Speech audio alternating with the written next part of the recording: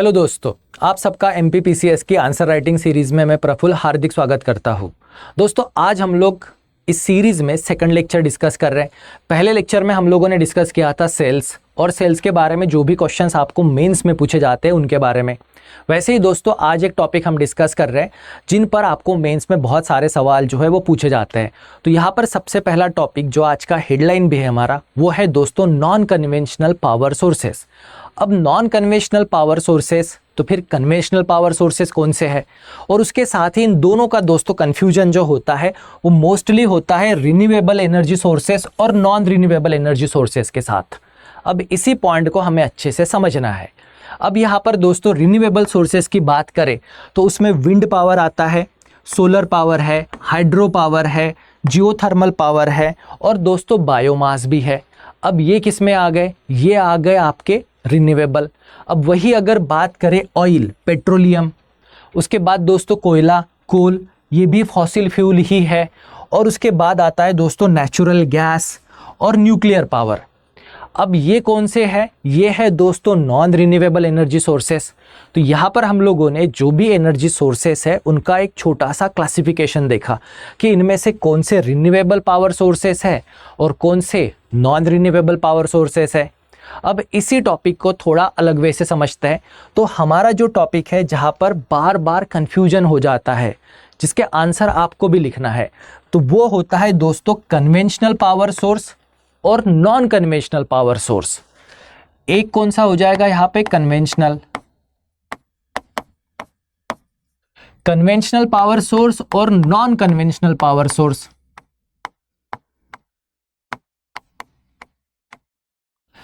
तो जो रिन्यूएबल में थे क्या वो सारे के सारे कन्वेंशनल में आते हैं, और जो नॉन रिन्यूएबल है क्या वो सारे के सारे नॉन रिन्यूएबल में आते हैं? तो नहीं दोस्तों, ऐसा कुछ नहीं होता है। यहाँ पर हर चीज़ को थोड़ा केयरफुली समझना है। जैसे कि अब कोल बेस पावर प्लांट की अगर बात करें, कोल बेस पावर प्लांट की बात करो तो ये हमारे पास ट्रेडिशनली यूज़ हो रहा है। अब ये नॉन रिन्यूएबल है, पर दोस्तों ये किस में आएगा? तो ये आएगा दोस्तों कन्वेंशनल में। नॉन रिन्यूएबल तो है पर ये क्या है? कन्वेंशनल, क्योंकि कोयले को हम लोग बहुत सालों से यूज़ कर रहे हैं। अब वही बात आती है न्यूक्लियर के साथ। तो न्यूक्लियर पावर सोर्स जो है ये नॉन रिन्यूएबल है, पर अगर इसको क्लासिफाई करना रहा कन्वेंशनल या नॉन कन्वेंशनल में, तो न्यूक्लियर पावर भी आता है दोस्तों कन्वेंशनल में। न्यूक्लियर पावर भी किस में आएगा? तो कन्वेंशनल में। पर वही अगर बात करें हम लोग हाइड्रो पावर जल विद्युत की, तो ये जल विद्युत किस में आएगा? कन्वेंशनल में आएगा, पारंपरिक में, या नॉन कन्वेंशनल? तो दोस्तों हाइड्रो पावर भी जो है वो भी आता है कन्वेंशनल में। हाइड्रो पावर भी किस में आ गया? हाइड्रो पावर भी आ गया दोस्तों कन्वेंशनल में। अब हाइड्रो पावर हो गया। अब अगर हम लोग बात करें, न्यूक्लियर हमने देख लिया, पेट्रोलियम ऑयल हमने देख लिया, नेचुरल गैस किस में आएगी? तो नेचुरल गैस भी दोस्तों आएगी कन्वेंशनल में। पर वही अगर आप सोलर पावर की बात करो तो सोलर पावर किस में आएगा? तो दोस्तों सोलर पावर आएगा नॉन कन्वेंशनल में। इसे हम लोग अभी लेटेस्ट में यूज करना शुरू किए हैं सोलर पावर में। वो भी टिपिकली अगर बात करेंगे तो फोटोवोल्टिक सेल वाला जो सोलर पावर है ये आता है दोस्तों नॉन कन्वेंशनल में, सोलर पावर वाला। अब वैसे ही अगर बात करें हम लोग जियोथर्मल की, तो जियोथर्मल में किस में आएगा?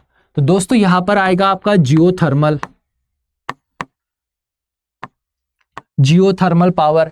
उसके बाद टाइडल पावर, टाइड, ये भी आएगा दोस्तों आपका नॉन कन्वेंशनल में।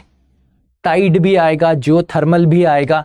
अब यहां पर एक पॉइंट है जिसको याद रखना है, जो बहुत कंट्रोवर्शियल भी होता है, वो है दोस्तों विंड पावर। तो विंड पावर ये किस में आता है? विंड पावर किस में आएगा? कन्वेंशनल या नॉन कन्वेंशनल? तो यहां पर एक पॉइंट याद रखना है, विंड पावर आता है दोस्तों कन्वेंशनल में। विंड पावर जो है ये आता है कन्वेंशनल पावर सोर्स में, क्योंकि विंड पावर को हम लोग हज़ारों सालों से यूज़ कर रहे हैं इरिगेशन के लिए, वाइनरीज में वाइन बनाने के लिए। तो दोस्तों ये देखिए, ये एक क्लासिफिकेशन हो गया है आपका। कन्वेंशनल और नॉन कन्वेंशनल। वही अगर रिन्यूएबल और नॉन रिन्यूएबल की बात करोगे तो यहां पर ये रिन्यूएबल है, ये भी रिन्यूएबल है, और ये जो है न्यूक्लियर ये नॉन रिन्यूएबल, कोल नॉन रिन्यूएबल है। वही अगर हम सोलर की बात करें तो ये भी रिन्यूएबल है, ये भी रिन्यूएबल, और दोस्तों टाइड भी जो है वो भी रिन्यूएबल पावर सोर्स है। तो क्या नॉन कन्वेंशनल पावर सोर्सेस बस इतने ही है? तो अभी करंट अफेयर में जो टॉपिक शुरू है जिन पर आपको मेंस में क्वेश्चन पूछा जा सकता है, उसमें दोस्तों नंबर 1 पर जो हाई प्रोबेबिलिटी है जो एग्जाम में पूछा जाएगा वो है ग्रीन हाइड्रोजन। ग्रीन हाइड्रोजन, अब ये भी दोस्तों रिन्यूएबल है या नॉन रिन्यूएबल है ये डिबेटेबल टॉपिक है, पर ये नॉन कन्वेंशनल पावर सोर्स है ग्रीन हाइड्रोजन। तो इसको भी आपको ध्यान में रखना है कि आपको ग्रीन हाइड्रोजन पर भी क्वेश्चन पूछा जा सकता है। तो चलिए दोस्तों इनमें से एक एक करके सारे पावर सोर्सेस को समझते हैं। नॉन कन्वेंशनल पावर सोर्सेस कौन से है? तो सबसे पहले दोस्तों हमें इलेक्ट्रिसिटी कैसे बनती है इसे समझना है। अब इलेक्ट्रिसिटी बनाने के तरीके जो है वो अलग है। अब दोस्तों सबसे पहला है यहाँ पर जियोथर्मल। अब जियोथर्मल मतलब क्या होता है? तो देखिए आपने ज्योग्राफी में पढ़ा है कि हम जब अर्थ के अंदर जाते हैं टेम्परेचर बढ़ता है, लावा भी होता है। तो अर्थ के जो ऐसे पैचेस है जहाँ पे पानी का कांटेक्ट आ जाता है ज़मीन के हीट के साथ, लावा के साथ, या जो भी हॉट पॉकेट होंगे उनके साथ। अब उस एरिया में क्या होता है? तो उस एरिया में ये जो गर्म पानी जो होता है ये ज़मीन के ऊपर आता है फव्वारों की तरह। तो आपने इस तरह से एक देखा होगा, ये भी देखा होगा। और ये जनरली आपको कौन से एरियाज़ में दिखाई देते हैं? तो जनरली दोस्तों जियोथर्मल पावर जो एनर्जी जो ज़मीन से ऊपर आती है ये हमें जनरली दिखती है जहाँ पर टेक्टोनिक्स एक्टिविटी ज़्यादा होती है, वॉल्केनोज ज़्यादा होते हैं, या जो भी अनस्टेबल लैंडमास होता है जहाँ पे अर्थक्वेक की पॉसिबिलिटी ज़्यादा होती है। तो ऐसी जगहों से हमें ये गर्म पानी के झरने जो है वो दिखाई देते हैं।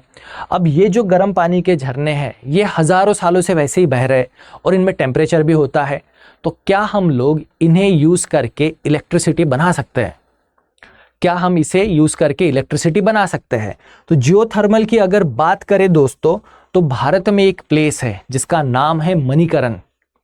अब ये आपने जनरल साइंस में इसके बारे में पढ़ा होगा कि ये जो मणिकरण प्लेस है जो आता है हिमाचल प्रदेश में, जहाँ पर एक फेमस गुरुद्वारा भी है। तो यहाँ पर दोस्तों ऐसे हॉट स्प्रिंग्स है जिन्हें हम लोग ट्रेडिशनली यूज़ करते हैं खाना बनाने के लिए।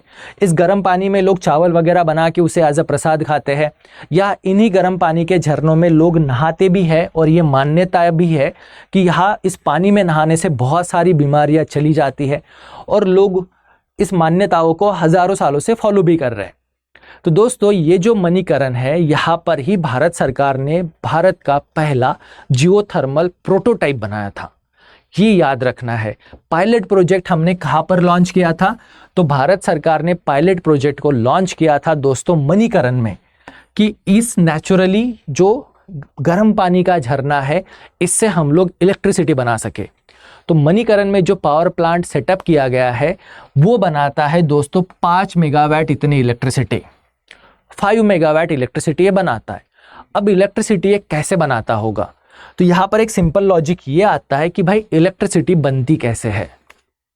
तो देखो दोस्तों अभी इलेक्ट्रिसिटी बनती कैसे है और उसके नाम अलग अलग टाइप्स कैसे आते हैं, अब इनको समझते हैं। तो इसमें सबसे पहले ना आपको एक टर्म याद रखनी है, वो टर्म है दोस्तों टरबाइन।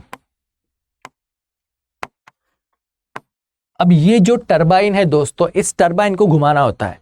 अगर आपने इस टरबाइन को घुमा दिया तो बन जाती है इलेक्ट्रिसिटी। इस टरबाइन को अगर हम लोगों ने घुमा दिया तो बन जाती है दोस्तों इलेक्ट्रिसिटी। अब जैसे हाइड्रो पावर प्लांट में क्या होता है, तो अगर हम लोग हाइड्रो पावर प्लांट को समझने की कोशिश करेंगे तो हाइड्रो पावर प्लांट में दोस्तों हम लोग एक बहुत बड़ा डैम बनाते हैं और डैम में पानी का रिजर्वायर यहाँ पर क्रिएट करते हैं, और इस पाइप के थ्रू हमने इस पानी को छोड़ दिया। अब ये पानी जो है ये ग्रेविटेशनल फोर्स के वजह से नीचे आता है, और ये क्या करता है, तो ये इस टरबाइन को घुमाता है, और टरबाइन को घुमा दिया तो भाई इलेक्ट्रिसिटी प्रोड्यूस हो जाती है। अब जितना पानी का फोर्स रहेगा उतना वो टरबाइन को घुमाएगा और उससे इलेक्ट्रिसिटी प्रोड्यूस हो जाएगी। तो इसी इलेक्ट्रिसिटी को हमने क्या बोला, हाइड्रो पावर, जल विद्युत। अब वैसे ही दोस्तों थर्मल पावर प्लांट में क्या होता है, तो जो हमारे ट्रेडिशनल थर्मल पावर प्लांट है इनमें भी दोस्तों टरबाइन ही होती है और इस टरबाइन को हमें घुमाना ही होता है। ये देखिए यहाँ पर भी आपको टरबाइन दिखेगी। टरबाइन को जब आप रोटेट करोगे, घुमाओगे, तो ये इलेक्ट्रिसिटी प्रोड्यूस करेगी। अब थर्मल पावर प्लांट में टरबाइन को घुमाने के लिए किसे यूज़ किया जाता है? अब हाइड्रो पावर प्लांट में तो हम लोगों ने डैम के पानी का इस्तेमाल किया था और उस पानी से टरबाइन घुमा के हमने इलेक्ट्रिसिटी बनाई थी। अब थर्मल पावर प्लांट में दोस्तों टरबाइन को घुमाने के लिए यूज़ किया जाता है स्टीम को। स्टीम देखो, आपने पुरानी मूवीज़ देखी होगी, जैसे शोले मूवी में देखो, ट्रेन को भगाने के लिए वो लोग जलते हुए आग में कोयला फेंकते हैं। जितना कोयला फेंकोगे ट्रेन उतनी फास्ट जाएगी। क्यों? तो वो ट्रेन जो थी वो स्टीम पर चलती थी, भाप पर चलती थी। तो भाप में इतना पावर होता है कि वो ट्रेन को चला सके। तो उसी पावर को यूज़ करके यहाँ पे टरबाइन को घुमाया जाता है। फिर ये भाप कैसे प्रोड्यूस करते हैं? तो भाप स्टीम प्रोड्यूस करने के लिए दोस्तों कोयले का इस्तेमाल करते हैं। कोयले को जलाकर पानी को बॉईल किया जाता है। तो coal based thermal power plant में हम लोग कोयले को जलाते हैं और उस जलते हुए कोयले से जो भी एनर्जी आती है उससे हम लोग यहाँ पर पानी को बॉईल करते हैं। और ये बॉईल पानी जो है, ये बॉईल पानी से स्टीम बनती है। उस स्टीम का इस्तेमाल करके हम लोग दोस्तों यहाँ पर टरबाइन को घुमाते हैं। अब जब टरबाइन घूमती है इलेक्ट्रिसिटी बनती है, तो इसीलिए इसे हम लोग कहते हैं थर्मल पावर। तो दोस्तों अल्टीमेटली हमें क्या करना है? टरबाइन को घुमाना है। और अगर टरबाइन घूम जाएगी, इलेक्ट्रिसिटी बन जाएगी, तो जिस किसी पावर सोर्स को आपने यूज़ किया था उस टरबाइन को रोटेट करने के लिए, उसे उसका नाम दे दिया जाता है। ये हो गया दोस्तों एक बहुत ही सिंपल एक्सप्लेनेशन। पर वही अगर हम लोग बात करें जियोथर्मल की, तो जैसे अभी चलो विंड के बारे में देख लो, अब विंड एनर्जी को भी देख लो। अब दोस्तों विंड एनर्जी कैसे बनती है?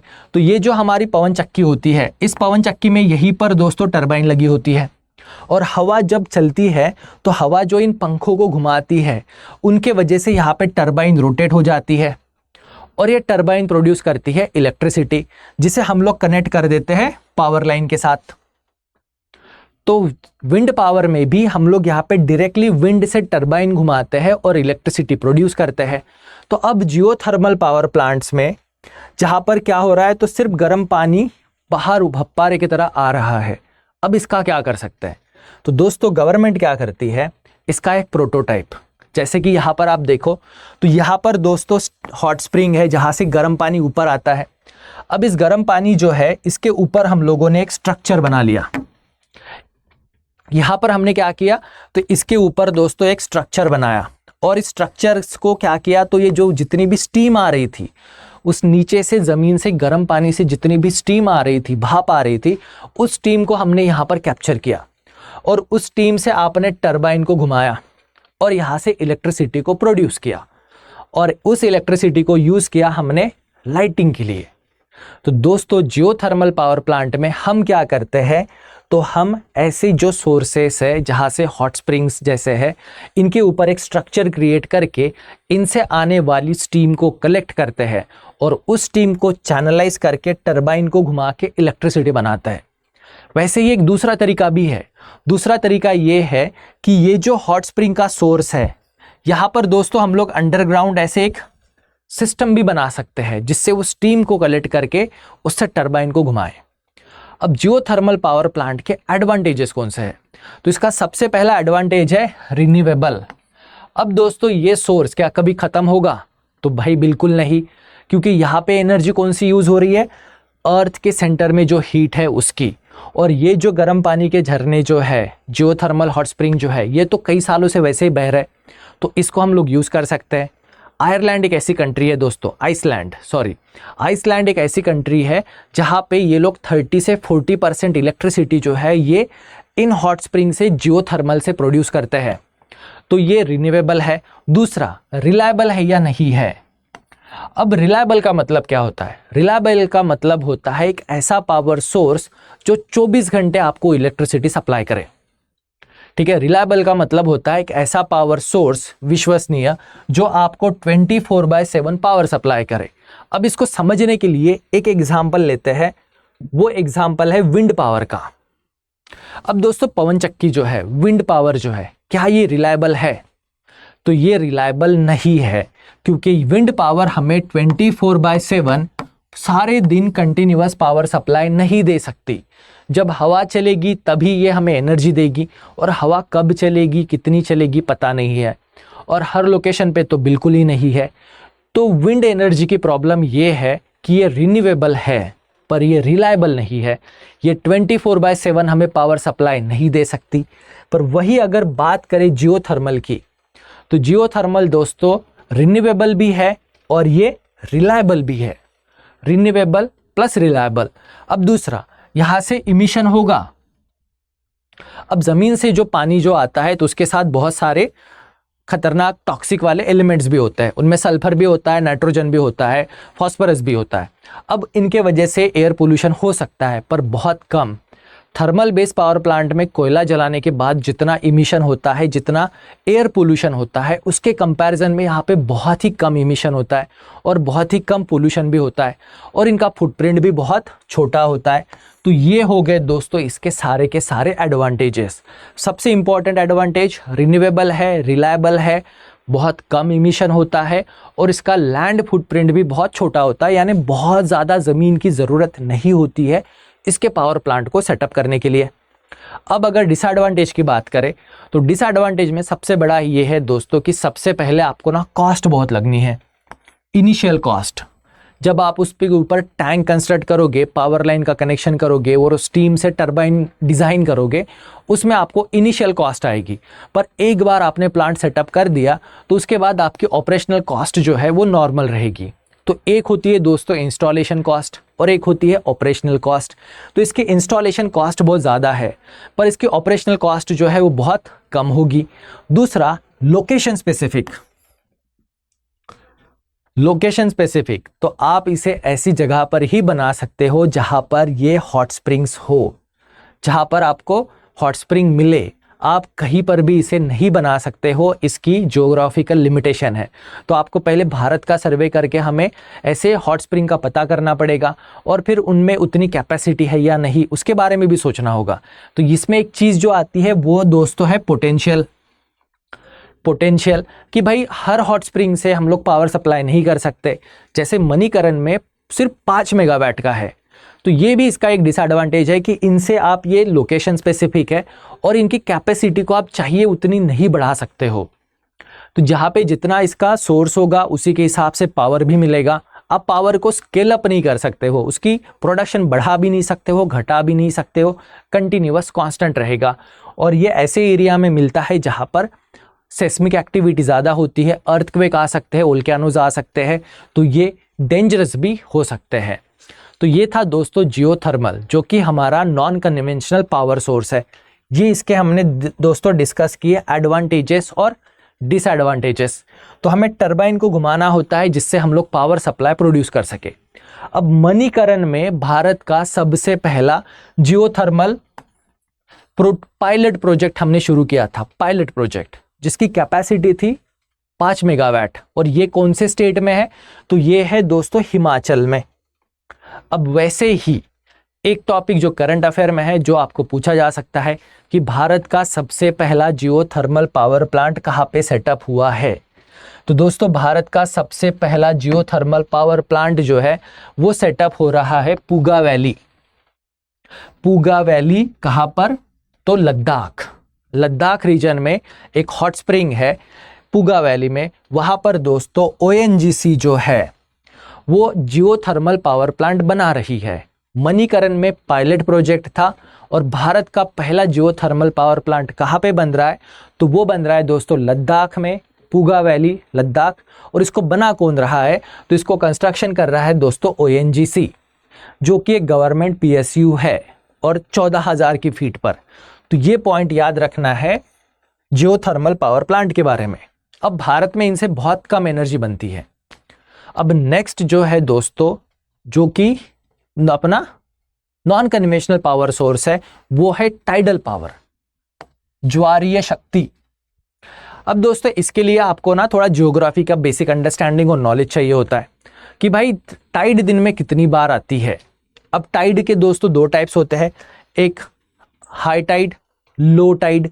तो मान लीजिए हमारा कोस्टल एरिया है, अब ये हमारा लैंड मास है और यहाँ पर एक कोस्टल एरिया भी है, ये मान लीजिए हमारा लैंड मास है। अब कोस्टल एरिया है तो नॉर्मल सी लेवल जो है वो यहां तक है, यहां तक समुद्र का पानी है। पर दोस्तों जब हाई टाइड आती है, अब टाइड किसके वजह से आती है, तो मून और सन के ग्रेविटेशनल फोर्स के वजह से। तो नॉर्मल सी लेवल आपको इस तरह से इतना दिखाई देता है, पर जब हाई टाइड आती है तो हाई टाइड के टाइम पर दोस्तों पानी जो है वो इतनी रेंज तक आ जाता है।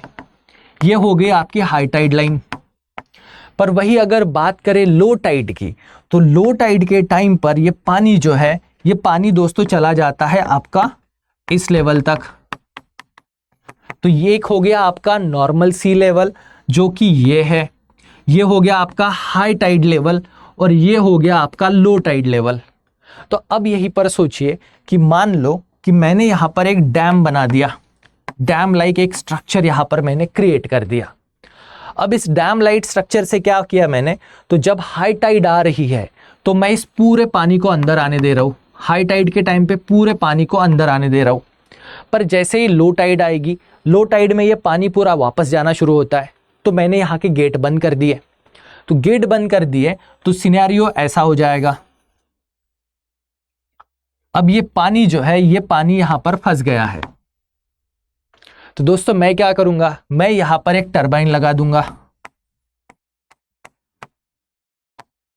तो ये पानी जब वापस जाएगा इस डायरेक्शन में, तो ये टरबाइन को रोटेट करेगा और उससे क्या मिलेगा हमें, इलेक्ट्रिसिटी, पावर।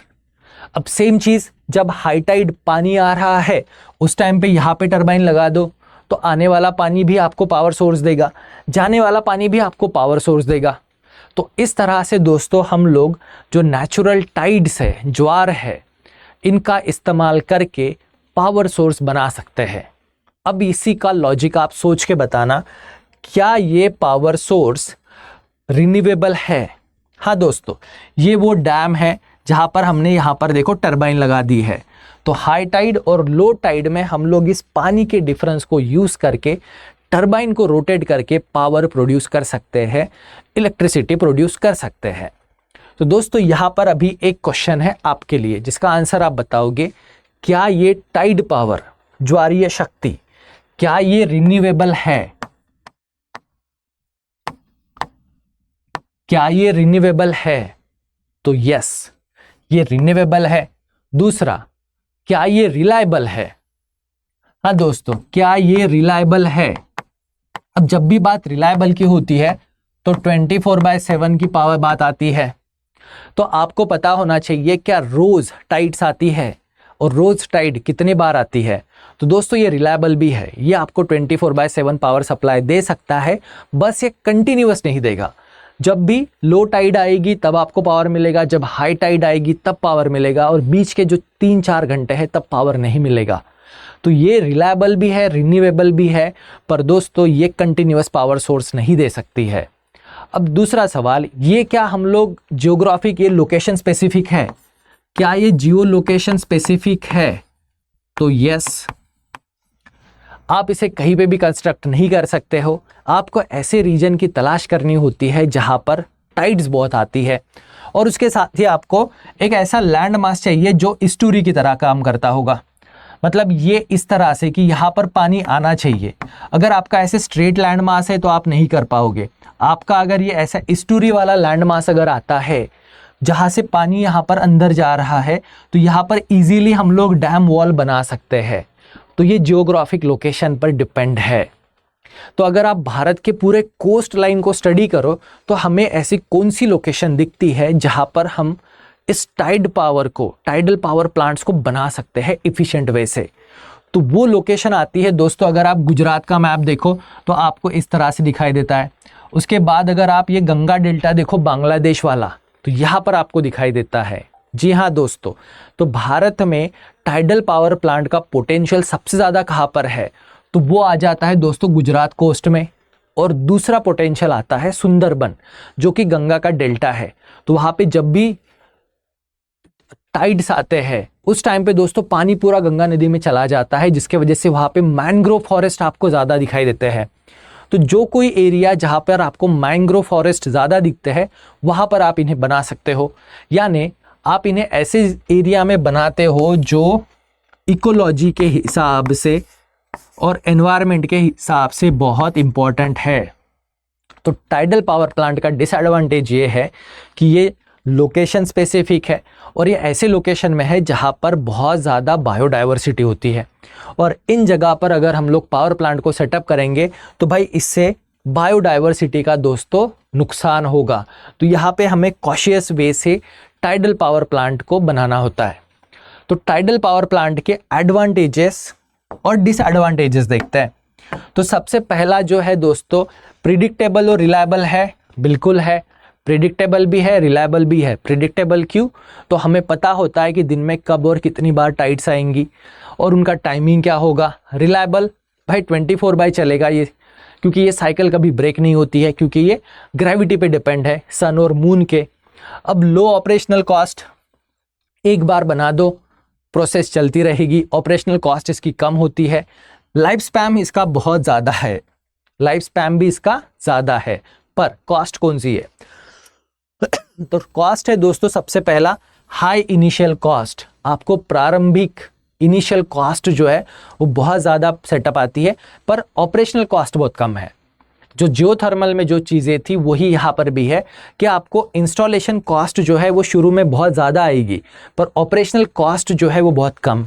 और नेक्स्ट पॉइंट जो हमने देखा था वो था एनवायरमेंटल इम्पैक्ट, कि हम इन्हें ऐसे एरिया में बिल्डअप करते हैं जो बायोडाइवर्सिटी में रिच है, जिनसे इकोलॉजिकल निगेटिव इम्पैक्ट भी इनके हो सकते हैं। और इसके लिए जो जगह चाहिए, सूटेबल लोकेशन जो चाहिए वो बहुत कम है। पूरे भारत के सारे कोस्ट लाइन पे हम इन्हें नहीं बना सकते हैं, तो कोस्ट लाइन का कुछ ज्योग्राफिकल लिमिटेशन है, तो ये लोकेशन स्पेसिफिक है और इसकी टेक्नोलॉजी अभी डेवलपमेंट फेज में है। ये सेम चीज़ दोस्तों जियोथर्मल के लिए भी अप्लाई होती है और टाइड पावर के लिए भी अप्लाई होती है, कि इनसे रिलेटेड जो टेक्नोलॉजी है वो अभी उतनी एडवांस नहीं है, उतनी ज़्यादा डेवलप नहीं है।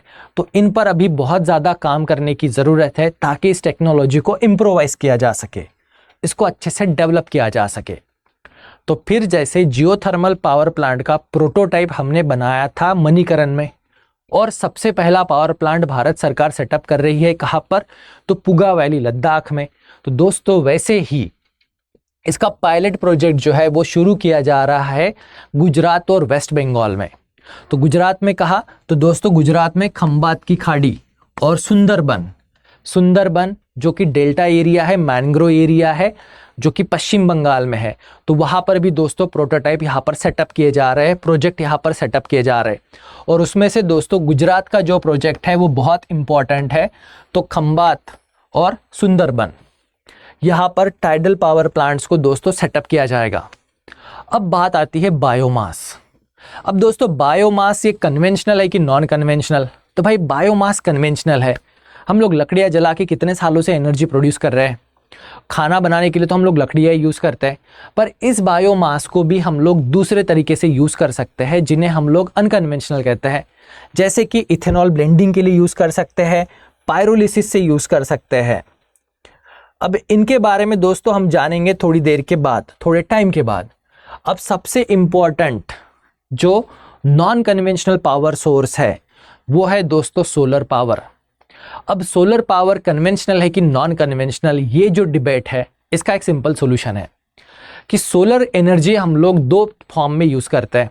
तो सनलाइट को या सोलर पावर को दोस्तों हम लोग यूज़ करते हैं एज अ हीट एनर्जी। अब ये हीट हम किसके लिए यूज़ कर रहे थे? तो इस हीट को हम लोग कपड़े सुखाने के लिए, खाना बनाने के लिए, सोलर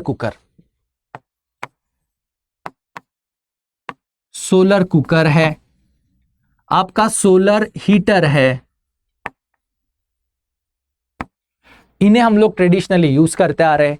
यहाँ पे सन की जो एनर्जी है उसका इस्तेमाल, उसकी जो हीट एनर्जी है उसी का हम लोग इस्तेमाल करते थे। तो जहाँ पे सनलाइट का हीट के लिए इस्तेमाल होगा तो ये होगा दोस्तों कन्वेंशनल।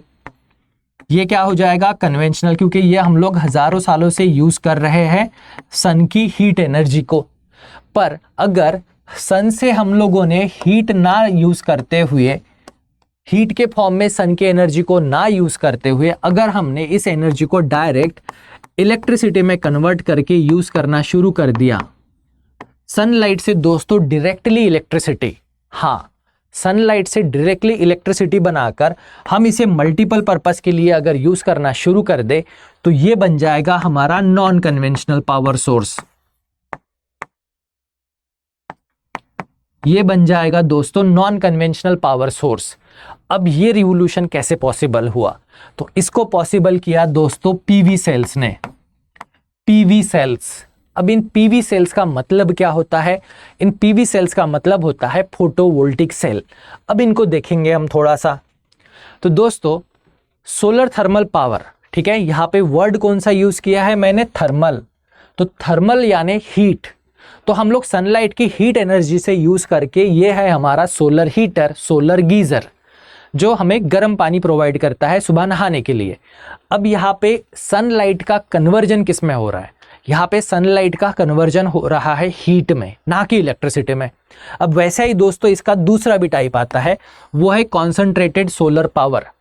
यहाँ पर क्या करते हैं? तो यहाँ पर आप देख सकते हो कि पूरे सराउंडिंग में ग्लासेस लगी है और ये ग्लासेस सनलाइट को कॉन्सेंट्रेट कर रहे हैं यहाँ पर सेंटर पे बने इस टावर में। और सेंटर में ये जो बना वाला टावर है, यहाँ पर है दोस्तों पानी। तो ये सारे लाइट, सारे ग्लासेस अगर सनलाइट को एक ही जगह पे कंसंट्रेट कर देंगे तो यहाँ पर पानी बॉईल हो जाएगा। और ये जो बॉइल्ड वाटर है, इससे अगर टरबाइन को घुमा के इलेक्ट्रिसिटी प्रोड्यूस करते हो तो वो भी सोलर थर्मल होगी। इस पानी को बॉईल करके यहाँ से हम इलेक्ट्रिसिटी बनाएंगे तो वो भी सोलर थर्मल होगी। ये याद रखना है, थर्मल वर्ड हमेशा रहेगा। अब इस पूरी टेक्नोलॉजी में अगर किसी ने रिवोल्यूशन किया है तो वो है दोस्तों PV cell, photovoltaic cell. Photovoltaic cells क्या करते हैं? तो फोटोवोल्टिक सेल दोस्तों सनलाइट से डायरेक्टली इलेक्ट्रिसिटी बनाते हैं। सनलाइट से डायरेक्ट इलेक्ट्रिसिटी। यहाँ पर ना पानी बॉईल करने की ज़रूरत है, ना स्टीम बनाने की ज़रूरत है, ना टरबाइन को घुमाने की ज़रूरत है। ये इसका सबसे बड़ा एडवांटेज है। फोटोवोल्टिक सेल से हम लोग इलेक्ट्रिसिटी बना सकते हैं बिना टरबाइन को घुमाए। और ये सारा पॉसिबल हुआ है क्यों? तो फोटोवोल्टिक सेल्स बने होते हैं सेमीकंडक्टर से। फोटोवोल्टिक सेल बने होते हैं दोस्तों सेमीकंडक्टर से। तो ये क्या करते हैं? ये सनलाइट को यूज करते हैं। सनलाइट को, लाइट में दोस्तों पार्टिकल होते हैं जिनमें एनर्जी होती है, उन पार्टिकल्स को कहा जाता है फोटोन। फोटोन जो कि लाइट पार्टिकल है, इनका इस्तेमाल किया जाता है इस सेमीकंडक्टर मटेरियल द्वारा पावर बनाने के लिए। अब पावर कैसे बनता है? तो उसके पीछे का रीजन है फोटोवोल्टिक सेल सिस्टम। तो दोस्तों फोटोवोल्टिक सेल्स जो है ये बेसिकली होते हैं सेमीकंडक्टर। अब आपने कंडक्टर सुना होगा, इंसुलेटर सुना होगा। कंडक्टर यानी जो करंट को पास होने देते हैं, इंसुलेटर जिनसे करंट जो है वो पास नहीं होता, सेमीकंडक्टर जिनसे नॉर्मल सिनेरियो में करंट तो पास नहीं होता है पर एक सर्टेन कंडीशंस में ये करंट को पास होने देता है। अब यहाँ पर पॉइंट आता है करंट क्या होता है? तो दोस्तों करंट को अगर सिंपल लैंग्वेज में बात करें तो करंट जो है ये होगा फ्लो ऑफ इलेक्ट्रॉन।